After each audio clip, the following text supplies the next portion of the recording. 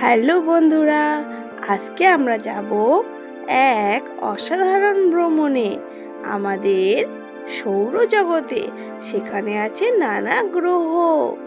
প্রথমেই আছে বুধ, সব থেকে কাছের গ্রহ।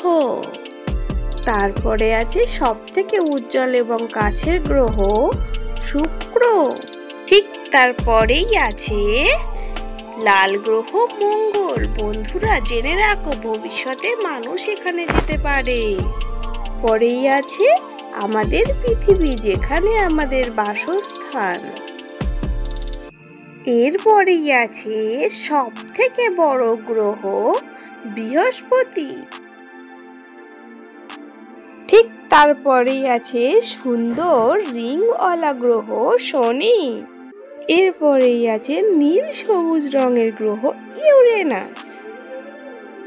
ঠিক তারপরেই আছে দূরের গ্রহ নেপচুন। এখানে প্রবল ঝড় হয়। তাহলে বন্ধুরা, জেনে নিলাম সৌরজগতের কিছু গ্রহের নাম। তোমাদের ভালো লাগলে লাইক অ্যান্ড সাবস্ক্রাইব করতে কিন্তু ভুলো না।